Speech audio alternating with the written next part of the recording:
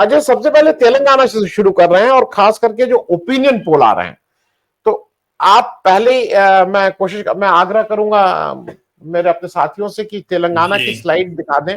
अजय उस पे आप बोल लीजिएगा, फिर मैं एक ओवरऑल व्यू के लिए आ जाऊंगा। पहले तेलंगाना से शुरू कर लेते हैं। जी, जस्ट मैं बता दूं आनंद आपको कि आज मोदी जी यहाँ पर हैं हैदराबाद में, उनकी यहाँ पे हाँ, तो उनकी मीटिंग चल रही है इस वक्त, और बैकवर्ड क्लास गौरव आत्म सभा ये एड्रेस कर रहे हैं, और उनके हिसाब से सारे बैकवर्ड क्लास लोग आज इकट्ठे हुए हैं हैदराबाद में और उनको वो एड्रेस कर रहे हैं।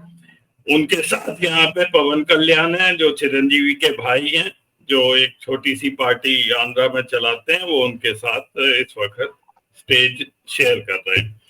खैर, अब आ जाते हैं यहाँ के ओपिनियन पोल्स का। ये पिछले 2 हफ्तों के ओपिनियन पोल्स मैं आपको दिखाऊंगा, 2 पोल्स दिखाऊंगा। सबसे पहले लोक पोल का। अब ये एक पोल इनका आया था अक्टूबर में और दूसरा अभी आया है नवंबर में, 2-3 दिन पहले। इन दोनों में आंकड़े लगभग एक से ही है। बीआरएस को 47 से 53, 47 to 53 सीट्स दिखा रहे हैं।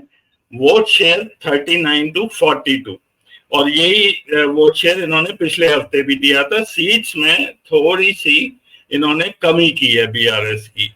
कांग्रेस को 58 to 64 सीट्स दिखा रहे हैं। कांग्रेस की भी थोड़ी सी सीट्स इन्होंने कम की हैं, लेकिन वोट शेयर वही बना हुआ है 41 to 44। बीजेपी कहीं भी नहीं है रेस में। ये मैं पहले भी बोलता रहा हूं कि यहाँ पर बीजेपी विड्रॉ कर चुकी है। एक उनको टैसिट सपोर्ट सी वो दे रहे हैं इस वक्त बीआरएस को।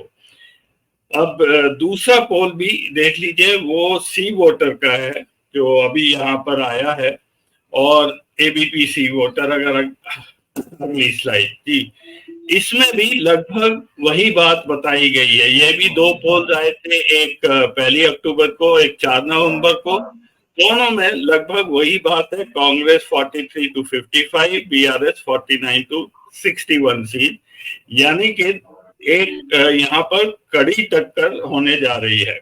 और ये भी हो सकता है कि यहाँ पे हंग असेंबली भी आने की ऐसी संभावना सी बन रही है। वोट शेयर भी वही है लगभग जो लोक पोल ने दिखाया हुआ है। अगर आप वोट स्विंग देख लें तो बीआरएस का वोट स्विंग लगभग 6% इसमें कम दिखाया है, जबकि कांग्रेस का वोट शेयर 10% बढ़ा है और बीजेपी का 7%। आप लोगों को याद होगा पिछले इलेक्शन में बीजेपी की केवल 1 सीट आई थी, तो इस बार अगर उनकी 2 या 3 आ जाए तो थोड़ा सा वोट शेयर उनका जरूर बढ़ेगा। तो यहाँ पे प्रेडिक्शन यही चल रहा है और जमीन पर भी यही लग रहा है कि यहाँ पर कड़ी टक्कर होने जा रही है। आनंद, मैं बस एक चीज पूछ लूंगा अजय, कि मैं बहुत छोटे में, अगर हंग असेंबली अगर आपकी आती है तो ज्यादा संभावना तो बीआरएस और बीजेपी को एक साथ आने में कोई दिक्कत तो होनी नहीं चाहिए। बाकी तो किसी के साथ कोई जाए।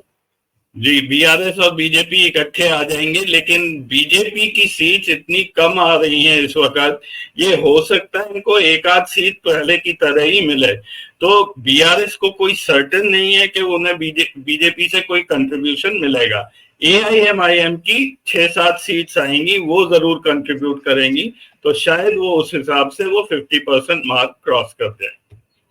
नहीं तो एआईएमआईएम को किसके साथ जाना पड़ेगा? क्योंकि एआईएमआईएम सार्वजनिक रूप से तो बीजेपी के साथ नहीं जाना चाहिए उसको, सार्वजनिक रूप से।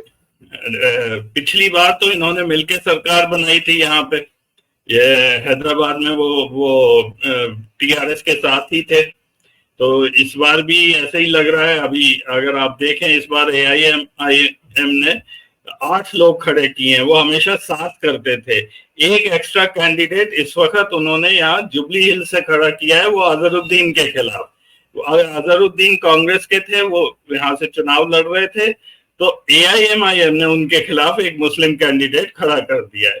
तो वो कांग्रेस के साथ तो नहीं है बिल्कुल। तो और ये फायदा वो ऑब्वियसली बीआरएस को ही दे रहे हैं यहाँ। जी अजय, मैं आपसे 1-2 चीजें जरा पूछ लूं। मुझे एक चीज बताइए, ये मैं इसलिए पूछ रहा हूं कि सोनिया गांधी ने बहुत कम रैली की है, शायद एक या दो। उन्होंने पहली रैली इस विधानसभा चुनाव में एक तो अपनी CWC उन्होंने लोगों ने तेलंगाना में कराई, और जो तेलंगाना की रैली थी उसको सोनिया गांधी ने बोला था। तो क्या ये लोग पहले से प्रिपरेशन थी, इट वाज अ स्ट्रैटेजी, या ऐसी तुक्का था कि सोनिया गांधी ने बोल दिया उससे मामला बन गया, या ये मतलब ठेठ प्लान्ड स्ट्रैटेजी के तहत वहां सोनिया गांधी से बुलवाया गया था? अजय, आपको क्या लगता है? ये जब भारत जोड़ो यात्रा यहाँ पर हुई थी और राहुल गांधी आए थे, आपको याद होगा, तब सोनिया गांधी एक बार उनसे बीच में थोड़े सा मिलने आई थी, और ये तभी से ये बात यहाँ पे चल रही थी कि सोनिया गांधी आएंगी या प्रियंका गांधी बाद में फिर एकदम से आई थी, जैसे ही भारत जोड़ो यात्रा खत्म हुई थी वो एक बार आई थी। तो मेरे हिसाब से ये एक स्ट्रेटजी है कांग्रेस की, और ये काफी लॉन्ग टर्म है कि ये कंसंट्रेट करेंगे तेलंगाना पर, जो इनके हिसाब से शायद लो हैंगिंग फ्रूट रहा है कांग्रेस के लिए। हिस्ट्री यहाँ पर कांग्रेस की रही है, मजबूत रही थी जब तक तेलंगाना नहीं बना था 2013 तक। तो ये एक बेस है, जैसा बाकी पैनलिस्ट ने भी कहा कि यहाँ कांग्रेस का बेस काफी स्ट्रांग है, और ये वापस आने की इन्हें यहाँ पर भी, और आप शायद देखेंगे ये आंध्रा में भी कांग्रेस का रिवाइवल होगा।